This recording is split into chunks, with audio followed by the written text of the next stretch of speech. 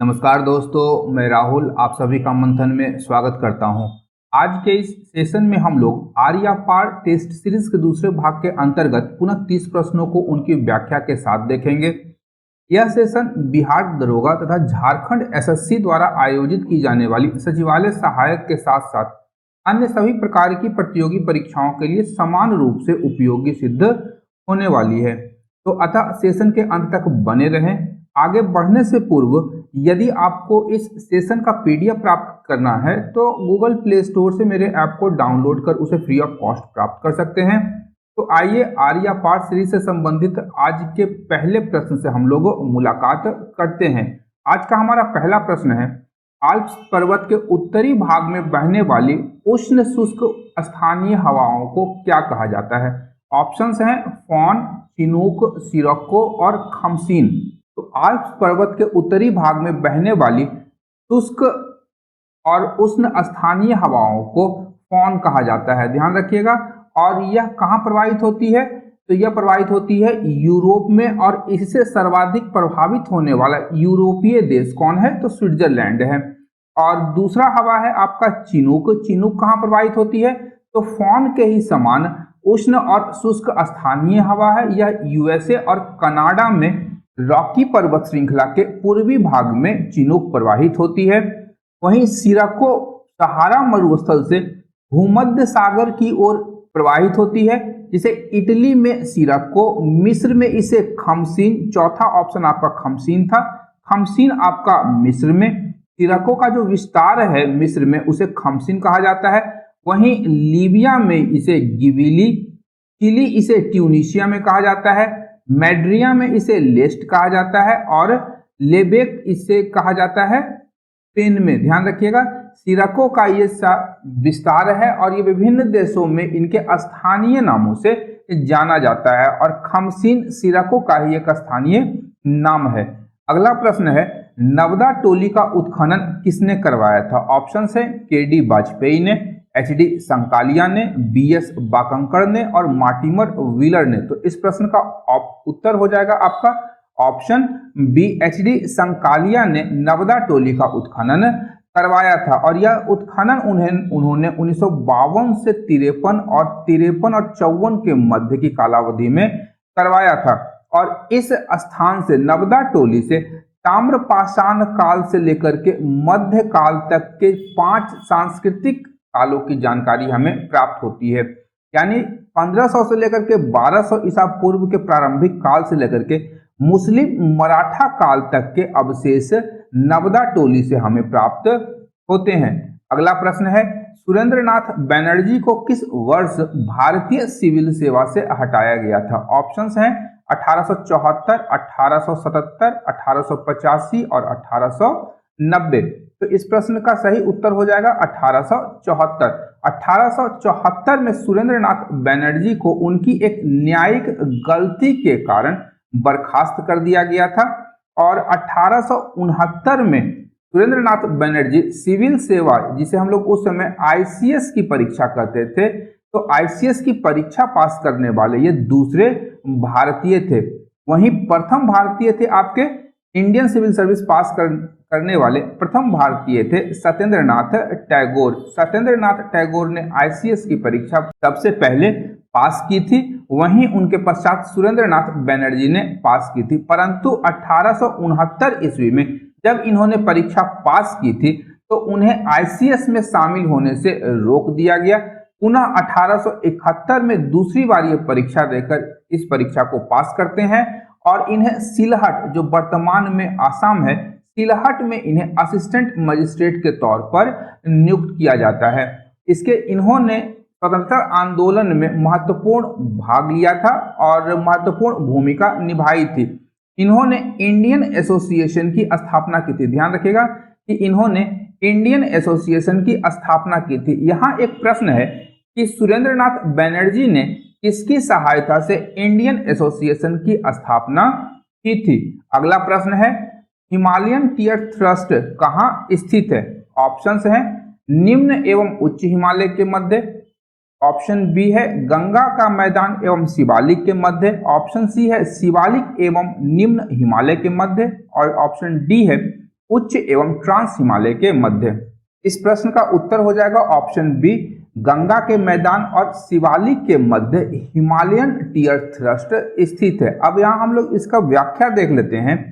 तो हम लोगों को पता है कि हिमालय पर्वतमाला तिब्बत के पठार, ध्यान रखिएगा, तिब्बत के पठार के बाद हिमालय पर्वतमाला प्रारंभ होती है, जो 4 विभिन्न श्रेणियों में विभाजित होती है। और ये चारों पर्वत श्रेणियां 4 विभिन्न भ्रंश कगारों या फॉल्ट लाइंस के द्वारा एक दूसरे से अलग होती हैं। अब हम लोग तिब्बत के बाद के हिमालय को देखें तो इसे ट्रांस हिमालय कहा जाता है। तो तिब्बत के पठार और ट्रांस हिमालय के मध्य में इंडस सापू सचर जोन स्थित है, और इंडस सापू सचर जोन ही ट्रांस हिमालय या काराकोरम हिमालय को तिब्बत के पठार से अलग करती है। वहीं ट्रांस हिमालय के पश्चात बृहद हिमालय स्थित है। तो ट्रांस हिमालय और बृहद हिमालय के बीच में सचर जोन या हिंज लाइन स्थित है। वहीं महान या बृहद हिमालय मध्य हिमालय के साथ में मेन सेंट्रल थ्रस्ट के द्वारा विभाजित होता है। मध्य या लघु हिमालय के मध्य आपका मेन बाउंड्री फॉल्ट है, और शिवालिक श्रेणी या बाह्य हिमालय जिसे हम लोग कहते हैं, यह गंगा के मैदानी भागों के द्वारा हिमालयन टियर थ्रस्ट के द्वारा पृथक होता है। इसलिए ऑप्शन बी सही हो जाएगा। मध्य हिमालय और शिवालिक श्रेणी जो है एक दूसरे से मेन बाउंड्री फॉल्ट के द्वारा अलग होती है। ध्यान रखिएगा, मध्य या लघु हिमालय शिवालिक श्रेणी या बाह्य हिमालय के साथ में मेन बाउंड्री फॉल्ट के द्वारा अलग होती है। अगला प्रश्न है, मुगल साम्राज्य में नील उत्पादन का सर्वाधिक प्रसिद्ध क्षेत्र कौन सा था? ऑप्शंस हैं आपके बयाना, कोरोमंडल, गुजरात और लाहौर। तो इस प्रश्न का उत्तर हो जाएगा ऑप्शन ए, बयाना। बयाना मुगल साम्राज्य के दौरान नील उत्पादन का सर्वाधिक प्रसिद्ध क्षेत्र था। यद्यपि मुगल काल में भारत में धान और गेहूं का भी उत्पादन होता था, और धान की जो कृषि थी वह मुख्य रूप से विभिन्न नदियों जैसे गंगा, ब्रह्मपुत्र, महानदी, गोदावरी नदी के डेल्टा क्षेत्रों में धान की कृषि की जाती थी। वहीं गेहूं की जो कृषि थी वह मुख्य रूप से पंजाब, मध्य भारत, उत्तर प्रदेश, बिहार और गुजरात आदि इलाकों में की जाती थी। इसके अतिरिक्त जो नील का उत्पादन होता था यह उत्तरी भारत के क्षेत्रों में होता था, जिसमें बयाना एक प्रमुख स्थल था। बयाना में नील की खेती की जाती थी। इसके अतिरिक्त मुगल कालखंड में मक्का, जौ, तिलहन आदि की भी कृषि की जाती थी, एवं पटसन, नील, कपास और अफीम जैसे नकदी फसलों का भी उत्पादन किया जाता था। अगला प्रश्न है, अनैमुदी किस राज्य में स्थित है? ऑप्शंस हैं आपके केरल, तेलंगाना, कर्नाटक, और ऑप्शन डी है केरल और तमिलनाडु। तो इस प्रश्न का सही उत्तर हो जाएगा ऑप्शन ए, केरल। अनैमुदी कहाँ स्थित है? तो केरल में स्थित है।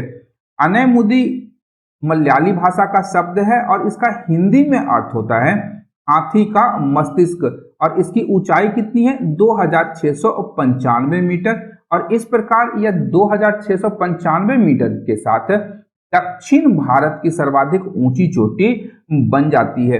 यदि अवस्थिति में हम लोग देखें कि आखिर केरल में कहाँ है, तो केरल के 2 जिलों इडुक्की और एर्नाकुलम जिले में अनैमुदी स्थित है, और यह चोटी दक्षिण भारत की सबसे ऊंची चोटी होने के साथ साथ पश्चिमी घाट, ध्यान रखिएगा, पश्चिमी घाट की भी सबसे ऊंची चोटी है। और पश्चिमी घाट का विस्तार कहाँ है?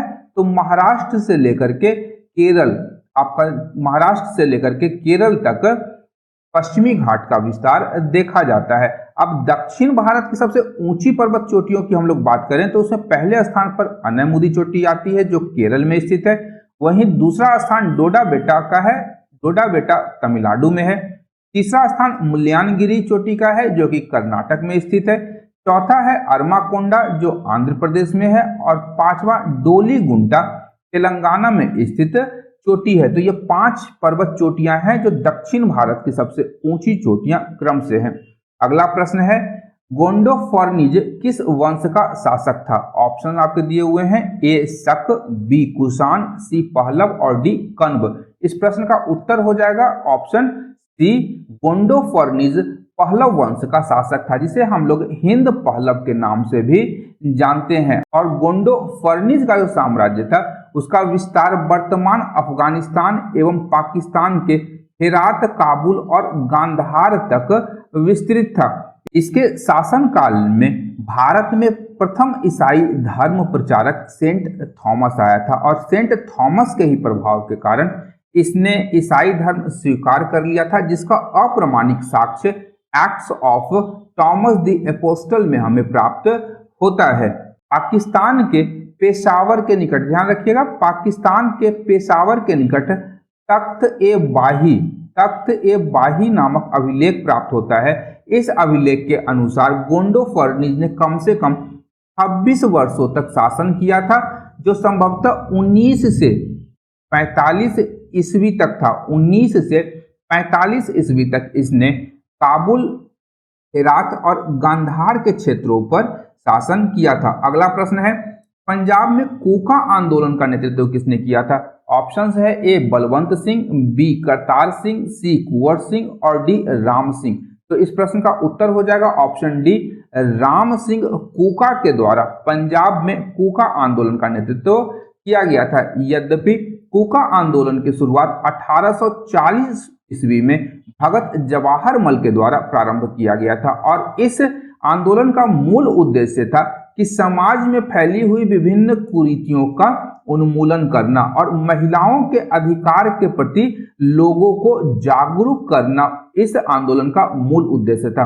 भगत जवाहर मल जी की मृत्यु के उपरांत उनके शिष्य बालक दास जी और गुरु राम सिंह कोका के द्वारा पंजाब में कोका आंदोलन का नेतृत्व किया जाता है। अगला प्रश्न है, काम के बदले अनाज योजना कब शुरू की गई? ऑप्शंस हैं 11 जनवरी 2000, बी 12 जून 2002, ऑप्शन सी है 14 नवंबर 2004 और ऑप्शन डी है 24 अक्टूबर 2006। तो इस प्रश्न का सही उत्तर हो जाएगा 14 नवंबर 2004 को भारत में काम के बदले अनाज योजना की शुरुआत की गई थी और इसकी शुरुआत तत्कालीन प्रधानमंत्री मनमोहन सिंह जी के द्वारा आंध्र प्रदेश में रंगारेड्डी जिले में इस योजना की शुरुआत की गई थी। और काम के बदले अनाज योजना का जो संचालन था वह देश के 150 सूखा प्रभावित जिलों में इसका शुरुआत किया जाना था, जिससे गरीबों को रोजगार और खाद्य सामग्री आदि मुहैया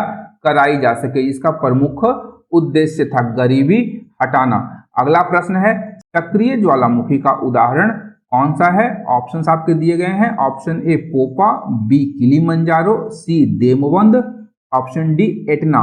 तो इस प्रश्न का सही उत्तर हो जाएगा ऑप्शन डी, एटना जो है सक्रिय ज्वालामुखी का उदाहरण है। और यह स्थित कहाँ है? तो इटली के सिसिली द्वीप पर यह स्थित है। यह 2500 वर्ष, याद रखेगा 2500 वर्षों से लगातार यह लावा उगलता जा रहा है और प्रत्येक 15 मिनट के उपरांत इसमें विस्फोट होता है। इसलिए एटना को भूमध्य सागर का प्रकाश स्तंभ या light house of the Mediterranean भी कहा जाता है।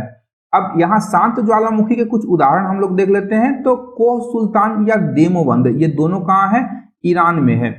आपका पोपा म्यांमार में है, किलिमंजारो अफ्रीका में है, चिम्बराजो दक्षिण अमेरिका में है और विश्व की सबसे ऊंचाई पर स्थित शांत ज्वालामुखी कौन सी है? तो यह है आपका एकांकागुआ, जो कि एंडीज पर्वतमाला पर स्थित है और इसकी ऊंचाई कितनी है? 6960 मीटर। अगला प्रश्न है, पंपास घास के मैदान कहाँ हैं? ऑप्शन है आपके उत्तरी अमेरिका, अर्जेंटीना, ऑस्ट्रेलिया और उत्तरी अमेरिका।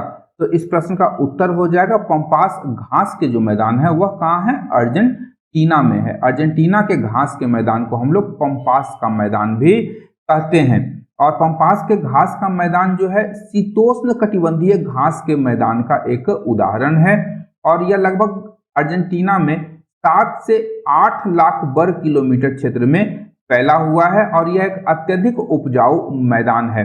वहीं इसका जो विस्तार है मूल रूप से हम लोग अर्जेंटीना और उरुग्वे में देखते हैं। वहीं अटलांटिक महासागर से लेकर के एंडीज पर्वत की श्रृंखला तक इसका विस्तार देखा जाता है। सवाना घास का मैदान जो है वह पूर्वी अफ्रीका में स्थित है, मूल रूप से केन्या और तंजानिया में स्थित है। अगर हम सवाना घास के मैदान की बात करें तो यह एक उष्ण कटिबंधीय घास का मैदान है और इसका विस्तार विश्व के अन्य देशों में भी है, जैसे आपका कोलंबिया, वेनेजुएला, आपका ब्राजील, होंडुरस के साथ साथ भारत के, ध्यान रखिएगा, भारत के दक्षिणी भागों में सवाना घास के मैदान पाए जाते हैं। ऑस्ट्रेलिया के घास के मैदान को डाउन्स कहा जाता है और उत्तरी अमेरिका के घास के मैदान को प्रेयरी कहा जाता है। डाउन्स और प्रेयरी दोनों शीतोष्ण कटिबंधीय घास मैदान के उदाहरण हैं। अगला प्रश्न है, नागानंद में किस बोधिसत्व का उल्लेख मिलता है? ऑप्शन है आपका ए मंजूश्री, ऑप्शन बी जीमूत वाहन, ऑप्शन सी वज्रपाणी और ऑप्शन डी अवलोकितेश्वर।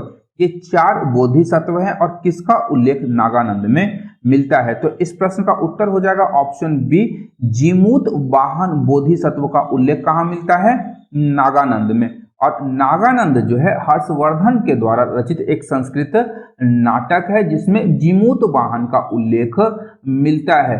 5 अंकों के इस नाटक में, ध्यान रखिएगा, 5 अंकों के इस नाटक में नागों को बचाने के लिए विद्याधर राजा जीमूत वाहन के आत्म बलिदान की लोकप्रिय कहानी हमें प्राप्त होती है। और जीमूत वाहन वास्तव में एक बोधिसत्व थे।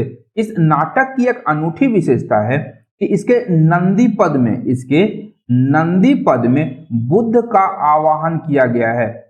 बुद्ध का आवाहन किया गया है किसमें? तो नागानंद के नंदी पद में बुद्ध का आवाहन किया गया है, जिसे नाटकीय रचनाओं के सर्वोत्तम उदाहरणों में से एक माना जाता है। और नागानंद जो है सम्राट हर्षवर्धन के द्वारा रचित एक संस्कृत नाटक है। इसके साथ हर्षवर्धन ने 2 अन्य नाटकों की रचना की थी। इसका उत्तर आप कमेंट में डाल सकते हैं कि हर्षवर्धन के द्वारा रचित अन्य 2 ग्रंथ कौन से हैं। अगला प्रश्न है, विश्व का सबसे ऊंचा ज्वार कहाँ आता है? ऑप्शन ए है कच्छ की खाड़ी, ऑप्शन बी फंडी की खाड़ी, ऑप्शन सी खंभात की खाड़ी और ऑप्शन डी उत्तरी सागर। तो इस प्रश्न का उत्तर हो जाएगा ऑप्शन बी, फंडी की खाड़ी में विश्व का सबसे ऊंचा ज्वार आता है। और यह फंडी की खाड़ी स्थित कहाँ पर है? तो यह स्थित है कनाडा के पूर्वी तट पर स्थित नोवा स्कोशिया के निकट यह स्थित है और यहाँ विश्व का सबसे ऊंचा ज्वार आता है। भारत की बात करें तो भारत में सबसे ऊंचा ज्वार ओखा तट गुजरात में आता है। ध्यान रखिएगा, भारत में सर्वाधिक ऊंचा ज्वार ओखा तट गुजरात में आता है। और इंग्लैंड के दक्षिणी तट पर स्थित साउथहैम्पटन में प्रत्येक दिन 4 बार ज्वार आते हैं। साउथहैम्पटन में 4 बार ज्वार आते हैं। एक अन्य तथ्य है कि ज्वार के द्वारा हम लोग विद्युत का उत्पादन भी कर सकते हैं, जिसे ज्वारीय विद्युत उत्पादन कहा जाता है। ज्वारीय विद्युत उत्पादन कैसे करेंगे? तो ज्वार के द्वारा उत्पादन करेंगे हम लोग विद्युत का। और ज्वार आता कब है? तो अमावस्या और पूर्णिमा के दिन उच्च ज्वार उत्पन्न होते हैं। अगला प्रश्न है, समान वर्षा की मात्रा वाले स्थानों को मिलाने वाली रेखा को क्या कहा जाता है? ऑप्शन ए है आइसोबाथ, option B आइसोराइम, option C isohyet और ऑप्शन डी आइसोनेफ रेखा। तो इस प्रश्न का उत्तर हो जाएगा ऑप्शन सी, आइसोहाइट रेखा को हम लोग क्या कहते हैं? समान वर्षा की मात्रा वाले स्थानों को मिलाने वाली रेखा। मतलब वैसे स्थान जहां पर जो वर्षा हो रही है एक समान वर्षा होती है, उनकी मात्रा समान होती है।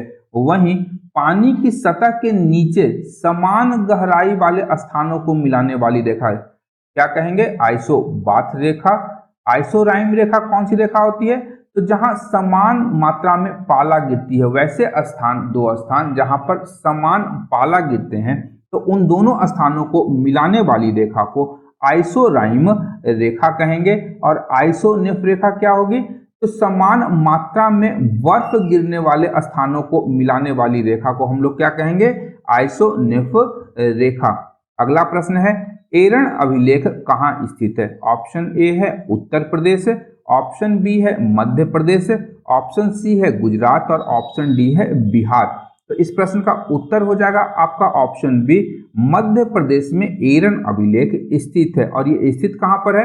तो मध्य प्रदेश के सागर जिले में विदिशा के निकट बेतवा नदी के किनारे एरन अभिलेख स्थित है। और एरन अभिलेख का जो निर्माण है यह 510 ईस्वी में गुप्त शासक भानुगुप्त से यह अभिलेख संबंधित है।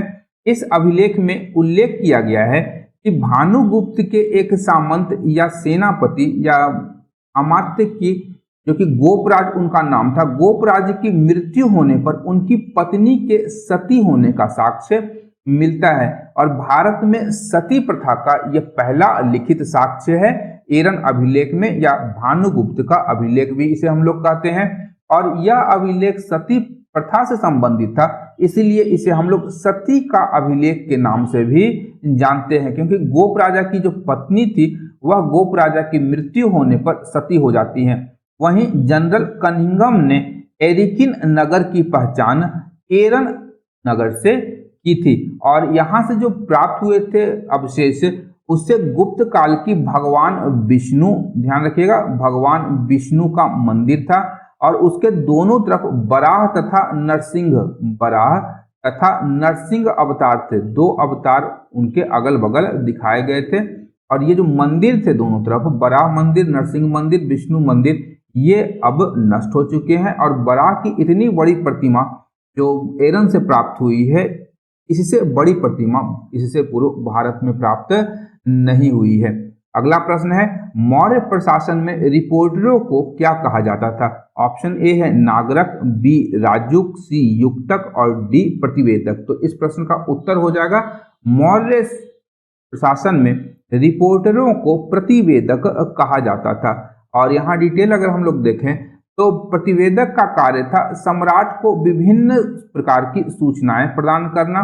वहीं राजू का कार्य था ग्रामीण जनपदों की देखभाल करना। इसके साथ ही वह कर संग्रह और न्यायिक कार्यों के लिए भी उत्तरदायी होता था। ध्यान रखिएगा, राजुक जो था आपका, वह ग्रामीण जनपदों की देखभाल करने के अतिरिक्त कर संग्रहण और न्यायिक कार्यों के लिए भी उत्तरदायी होता था। वहीं युक्तक जो था वह केंद्रीय महामात्य तथा अध्यक्षों के नियंत्रण में एक निम्न स्तर का कर्मचारी था। और नागरक या पौर, जिसे हम लोग कहते हैं, नागरक को ही पौर की संज्ञा दी जाती थी, जो नगर का एक प्रमुख अधिकारी होता था, जिसे हम लोग नगर कोतवाल भी मौर्य काल में कहा जाता था। अगला प्रश्न है, हड़प नीति किसने लागू की थी? ऑप्शन है आपके, option A Lord Canning, option B Lord Curzon, option C Lord Dalhousie और ऑप्शन डी लॉर्ड बेलेजली। तो इस प्रश्न का उत्तर हो जाएगा लॉर्ड डलहौजी ने हड़प नीति को लागू किया था। और डलहौजी का जो कार्यकाल था यह 1848 से लेकर के 1856 तक था। जब 1857 की सैन्य क्रांति हुई थी तो उस समय भारत का गवर्नर जनरल था लॉर्ड कैनिंग। लॉर्ड कैनिंग के शासनकाल में भारत में क्या हुआ था? सैन्य विद्रोह हुआ था। और इस हड़प नीति के ही अंतर्गत लॉर्ड डलहौजी ने भारत के विभिन्न राज्यों को ब्रिटिश साम्राज्य में मिला लिया था, और जिसमें सबसे प्रमुख था 1848 में सतारा का विलय, जैतपुर और संभलपुर को 1849 में, बघाट को 1850 में, उदयपुर को 1852 में, झांसी को 1853 में, जिसके लिए झांसी की रानी लक्ष्मीबाई ने 1857 की क्रांति में भाग लिया था। वहीं नागपुर को 1854 में हड़प नीति के द्वारा डलहौजी ने ब्रिटिश साम्राज्य में शामिल कर लिया था। और इसमें एक प्रावधान था कि देशी राज्यों के उत्तराधिकार के संबंध में जो नीति का निर्धारण होगा, स्वीकार करेंगे या नहीं करेंगे उत्तराधिकारी को, इसका जो अधिकार था यह अंग्रेजी शासक या उसके गवर्नर जनरल को दिया गया था। अगला प्रश्न है, श्रमिक संघ अधिनियम कब पारित हुआ था? ऑप्शन ए है 1918 ईस्वी में, ऑप्शन बी है 1926 ईस्वी में, ऑप्शन सी है 1920 ईस्वी में और ऑप्शन डी है 1930 ईस्वी में। तो इस प्रश्न का उत्तर हो जाएगा आपका ऑप्शन बी, 1926 ईस्वी में पहला श्रमिक संघ अधिनियम पारित हुआ था। इस अधिनियम का प्रमुख प्रावधान था कि जो पंजीकृत यूनियनें होंगी उनको हड़ताल करने की मान्यता दे दी गई थी। ध्यान रखिएगा, 1926 के श्रमिक संघ अधिनियम के द्वारा पंजीकृत यूनियनों को हड़ताल करने की मान्यता प्रदान की गई थी। इसके पूर्व एक नियम था कि मजदूरों के लिए कोई भी नियम नहीं था, यही सबसे बड़ा नियम था। कारण क्या है कि अंग्रेजों के द्वारा मजदूरों से बलपूर्वक काम करवाया जाता था और काम के बदले उन्हें किसी भी प्रकार का कोई भी भुगतान नहीं किया जाता था। ऊपर से मार पड़ती थी तो अलग, यानी इसके पूर्व जो भी नियम थे वह कोई भी नियम नहीं थे, ये ध्यान रखिएगा। अगला प्रश्न है आपका, महाराष्ट्र में क्रांतिकारी आंदोलन के अग्रदूत कौन थे? ऑप्शन ए है Krishnaji Gopal curve, option B है विनायक दामोदर सावरकर, ऑप्शन सी है गणेश सावरकर और ऑप्शन डी है लाला हरदयाल।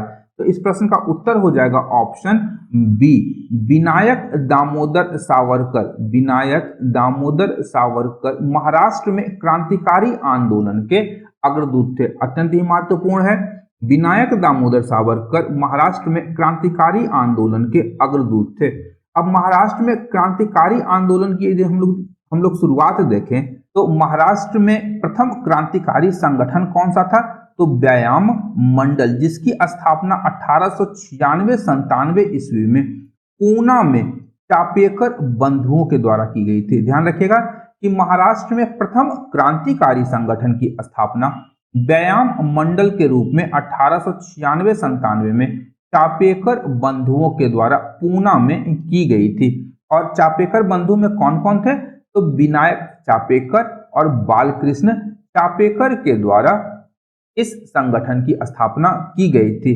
कालांतर में चापेकर बंधुओं के ऊपर रैंड और अयस्ट की हत्या, ध्यान रखिएगा, प्लेग कमिश्नर थे, रैंड और अयस्ट की हत्या का इन पर मुकदमा भी चलता है और इन्हें सजा भी मिलती है। इनके पश्चात महाराष्ट्र में जो क्रांतिकारी आंदोलन प्रारंभ होता है वह मूल रूप से विनायक दामोदर सावरकर के प्रयासों से प्रारंभ होता है और इन्होंने मित्र मेला नामक एक संगठन की स्थापना की थी, जिसमें इनके भाई गणेश सावरकर ने भी अपना योगदान दिया था। और इस मित्र मेला की स्थापना सावरकर बंधुओं ने नासिक में 1904 ईस्वी में की थी। इसके अतिरिक्त दामोदर सावरकर ने या सावरकर बंधुओं ने अभिनव भारत नामक एक गुप्त संगठन की भी स्थापना 1907 ईस्वी में की थी। और सावरकर बंधुओं को अभिनव भारत की स्थापना की जो प्रेरणा प्राप्त हुई थी वह प्राप्त हुई थी मैजीनी के तरुण इटली संघ से इनको क्या मिला था? प्रेरणा मिला था। और उसी प्रेरणा से प्रेरित होकर के दामोदर सावरकर और गणेश सावरकर ने अभिनव भारत की स्थापना की थी।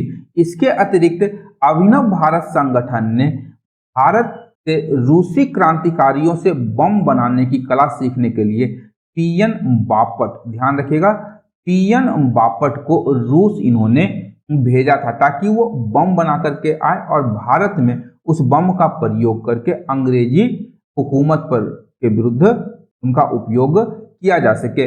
महाराष्ट्र के अन्य क्रांतिकारी नेताओं की बात करें तो यहाँ श्यामजी कृष्ण वर्मा, गणेश सावरकर और चापेकर बंधु, ये सभी अत्यंत ही महत्वपूर्ण नेता हैं जिन्होंने महाराष्ट्र में क्रांतिकारी गतिविधियों को आगे बढ़ाया था।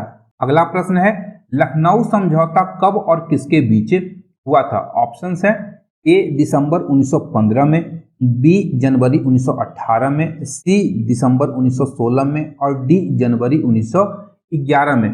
तो इस प्रश्न का उत्तर हो जाएगा ऑप्शन सी, दिसंबर 1916 में लखनऊ समझौता हुआ था। लखनऊ समझौता कब हुआ था? तो दिसंबर 1916 में। और यह समझौता मुस्लिम लीग और कांग्रेस के मध्य हुआ था। मुस्लिम लीग और कांग्रेस के मध्य लखनऊ समझौता हुआ था। मुस्लिम लीग के अध्यक्ष इस समझौते के समय मोहम्मद अली जिन्ना थे तथा इस समझौते के समय कांग्रेस के अध्यक्ष अंबिका चरण मजूमदार थे। अंबिका चरण मजूमदार कांग्रेस के अध्यक्ष और मोहम्मद अली जिन्ना मुस्लिम लीग के अध्यक्ष थे। यह समझौता दिसंबर 1916 ईस्वी में लखनऊ में किया गया था, इसलिए इसे लखनऊ समझौता भी कहा जाता है। यहाँ एक अन्य तथ्य है कि कांग्रेस का 1916 का जो अधिवेशन था वह लखनऊ में संपन्न हुआ था और इसी अधिवेशन के दौरान यह समझौता किया गया था। अगला प्रश्न है, कौन से राष्ट्रपति लोकसभा अध्यक्ष भी रहे थे? ऑप्शन है आपके, option A Fakhruddin Ali Ahmed, option B doctor Shankar Dayal Sharma, option C doctor Zakir Hussain और ऑप्शन डी नीलम संजीव रेड्डी। इस प्रश्न का सही उत्तर हो जाएगा कि कौन से राष्ट्रपति लोकसभा अध्यक्ष भी रहे थे, तो इस प्रश्न का उत्तर है आपका ऑप्शन डी नीलम संजीव रेड्डी जो थे ये राष्ट्रपति बनने से पूर्व लोकसभा अध्यक्ष भी रह चुके थे। यहाँ इनके संबंध में कुछ महत्वपूर्ण फैक्ट्स को देख लेते हैं।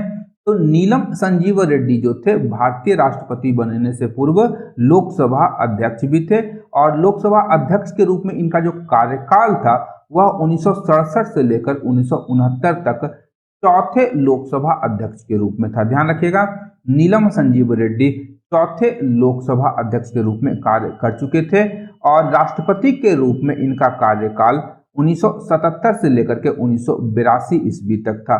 इससे पूर्व ये आंध्र प्रदेश के मुख्यमंत्री भी रह चुके थे और 1962 से लेकर के 1964 तक ये आंध्र प्रदेश के मुख्यमंत्री थे। यहाँ एक उल्लेखनीय तथ्य है इनके राष्ट्रपति चुनाव से संबंधित कि पहली बार ये राष्ट्रपति का चुनाव हार चुके थे लेकिन दूसरी बार निर्विरोध निर्वाचित हुए थे। ध्यान रखिएगा, दूसरी बार निर्विरोध निर्वाचित हुए थे और इस प्रकार की पहला बार चुनाव हारने वाले और दूसरी बार निर्विरोध राष्ट्रपति निर्वाचित होने वाले भारत के पहले राष्ट्रपति थे और 1977 में इन्हें सर्वसम्मति से भारत के 7वें राष्ट्रपति के रूप में चुना गया था। इनका निधन 1 जून 1996 ईस्वी को हो गया था। निधन कब हुआ? 1 जून 1996 ईस्वी को इनका निधन हो गया था। अगला प्रश्न है, हाइड्रोजन सल्फाइड प्रदूषण का मुख्य स्रोत क्या है?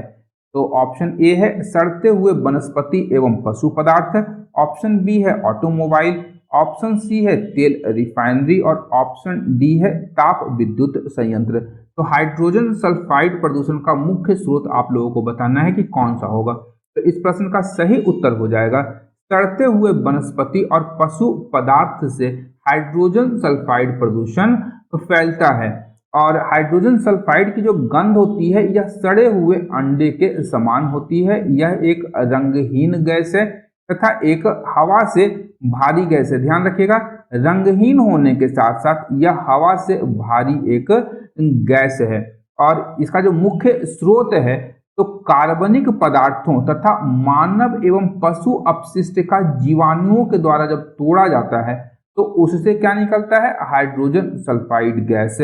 और कुछ मात्रा में ऑटोमोबाइल, तेल रिफाइनरी और ताप विद्युत संयंत्रों से भी ये गैस निकलती है परंतु वह नगण्य मात्रा में होती है। यदि मनुष्य काफी देर तक हाइड्रोजन सल्फाइड के संपर्क में रहता है तो उसे सिर दर्द, आपका मतली जिसे हम लोग उल्टी आना कहते हैं, आंखों में जलन और चक्कर आने की शिकायत होने लगती है और हवा से भारी यह गैस होती है। इसलिए यह पृथ्वी के जमीन के धरातल के नजदीक यह गैस पाई जाती है, यानी वायुमंडल के निचले भागों में ही यह गैस पाई जाएगी। अगला प्रश्न है, भारत में पहला रबर टायर आधारित मेट्रो कहाँ बनाया गया है? ऑप्शन ए है अहमदनगर, ऑप्शन बी है सूरत, ऑप्शन सी है बड़ोदरा और ऑप्शन डी है नासिक। तो इस प्रश्न का सही उत्तर हो जाएगा ऑप्शन डी नासिक। भारत में रबर टायर आधारित पहला मेट्रो कहाँ बनाया गया है? तो नासिक में बनाया गया है। मेट्रो ट्रेन जो चलाया जा रहा है वह नासिक में चलाया जा रहा है। तो विश्व का पहला जो रबर टायर आधारित मेट्रो ट्रेन का परिचालन है वह सर्वप्रथम कहाँ किया गया था? तो वह सर्वप्रथम किया गया था पेरिस में, जिसका नाम रखा गया है मेट्रो लाइट। ध्यान रखिएगा, रबर टायर से चलने वाले मेट्रो ट्रेन को मेट्रो लाइट कहा जाता है और इसकी रफ्तार जो है वह 60 किलोमीटर प्रति घंटे की होती है और वर्तमान समय में यह पेरिस, हांगकांग और कनाडा के मॉन्ट्रियल जैसे शहरों में इसका सफलतापूर्वक संचालन किया जा रहा है। अगला प्रश्न है, हाइड्रोजन परमाणु का आकार कितना होता है? ऑप्शन ए है 10⁻⁻10 मीटर, बी है 10 म्यूएम, सी है 10 mm और डी है 1000 एंगस्ट्रॉम। तो इस प्रश्न का उत्तर हो जाएगा कि हाइड्रोजन परमाणु का आकार कितना है? तो हाइड्रोजन परमाणु का आकार आपका ऑप्शन ए 10⁻10 मीटर होता है। तो हाइड्रोजन परमाणु के नाभिक की हम लोग बात करें तो इसके नाभिक में एक प्रोटॉन होता है और प्रोटॉन नाभिक के चारों ओर एक इलेक्ट्रॉन एक कक्षा में चक्कर लगाता रहता है। उल्लेखनीय तथ्य है कि हाइड्रोजन के नाभिक में न्यूट्रॉन कण अनुपस्थित रहता है। बहुत ही अत्यंत ही महत्वपूर्ण है। आपसे प्रश्न कई बार पूछा भी गया है कि हाइड्रोजन में कौन सा मूलभूत कण नहीं होता है, तो हाइड्रोजन में आपका न्यूट्रॉन अनुपस्थित होता है, जबकि उसके केंद्र या नाभिक में प्रोटॉन होता है जिसके चारों ओर इलेक्ट्रॉन चक्कर लगाता रहता है। अगला प्रश्न है, एशिया का पहला निर्यात प्रसंस्करण क्षेत्र कहाँ स्थापित किया गया था? ऑप्शन है आपके ए अहमदाबाद, बी कांडला, सी मुंबई और डी जयपुर। तो इस प्रश्न का उत्तर हो जाएगा ऑप्शन बी, कांडला में एशिया का पहला निर्यात प्रसंस्करण क्षेत्र को स्थापित किया गया था। कब किया गया था?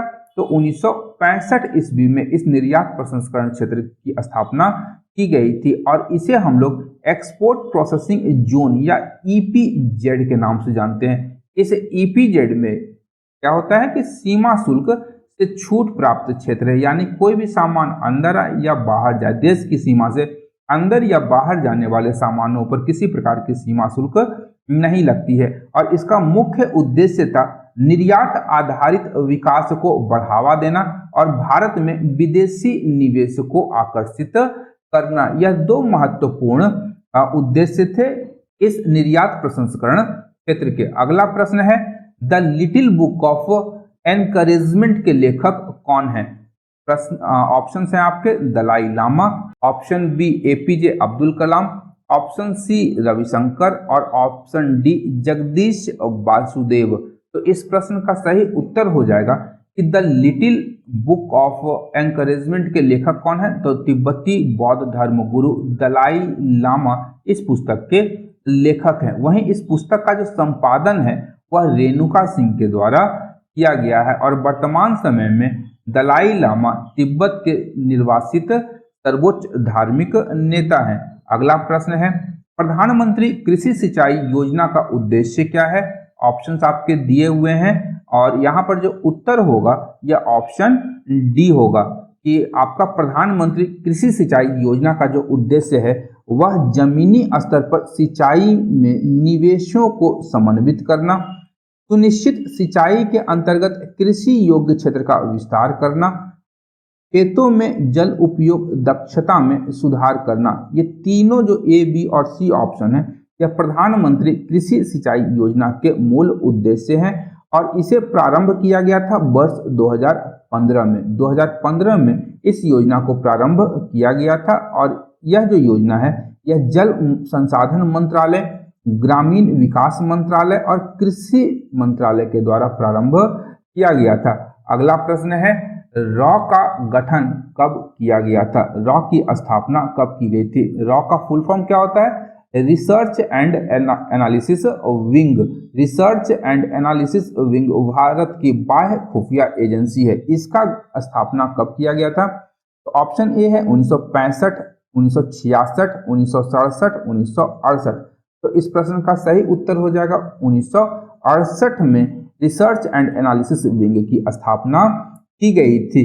कब की गई थी? तो 21 सितंबर 1968 को और हाल ही में इसका गठन दिवस भी सरकार के द्वारा मनाया गया था और यह भारत की एक अंतरराष्ट्रीय गुप्तचर संस्था है जो देश के बाहर होने वाली गतिविधियों यानी देश विरोधी गतिविधियों का यह पता लगाती है और भारतीय सरकार तथा भारत की अन्य संस्थाओं के साथ वह उन सूचनाओं को साझा करती है। इसका मुख्यालय नई दिल्ली में है और वर्तमान में यह संस्था प्रधानमंत्री कार्यालय के अधीन कार्य करती है। ध्यान रखिएगा कि रिसर्च एंड एनालिसिस विंग जो है संसद के स्थान पर प्रधानमंत्री कार्यालय पीएमओ के अधीन कार्य करती है और वर्तमान में इसके प्रमुख कौन है? तो रवि सिन्हा। सामंत गोयल सर के बाद रवि सिन्हा को इसका निदेशक बनाया गया है। रिसर्च एंड एनालिसिस विंग की स्थापना में सबसे जो महत्वपूर्ण भूमिका थी वह आर.एन. काव, ध्यान रखिएगा आर.एन. काव की थी। इन्होंने ही इंदिरा गांधी के प्रधानमंत्रित्व काल में इस संगठन की स्थापना की थी, इसकी नींव रखी थी।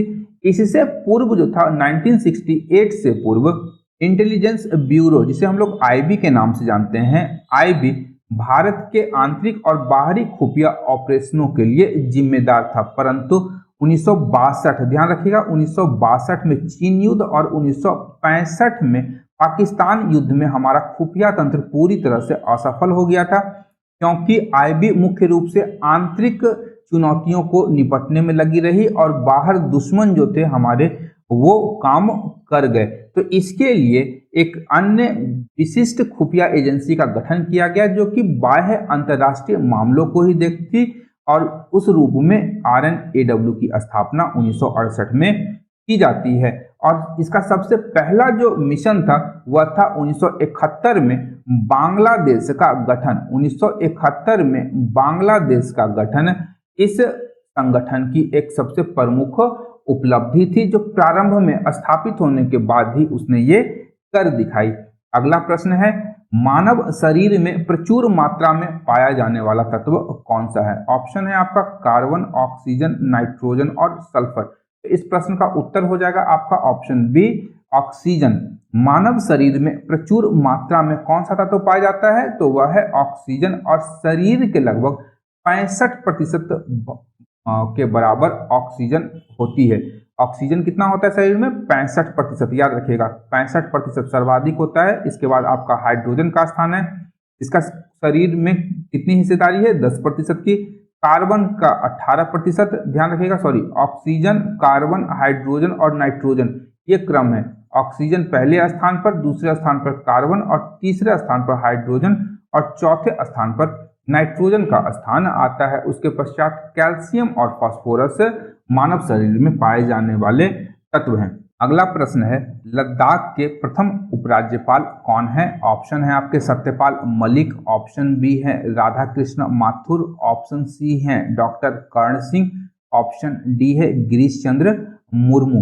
तो लद्दाख के प्रथम उपराज्यपाल थे डॉक्टर राधा कृष्ण माथुर, सॉरी राधा कृष्ण माथुर जो थे ये लद्दाख के प्रथम उपराज्यपाल थे, ध्यान रखिएगा। और वर्तमान समय में लद्दाख के जो उपराज्यपाल हैं वो कौन है? तो सेवानिवृत्त ब्रिगेडियर BD मिश्रा वर्तमान में लद्दाख के उपराज्यपाल हैं। वहीं जम्मू कश्मीर के प्रथम उपराज्यपाल कौन है? तो वो ये थे GC मुर्मू, और वर्तमान में मनोज सिन्हा जम्मू कश्मीर के उपराज्यपाल हैं।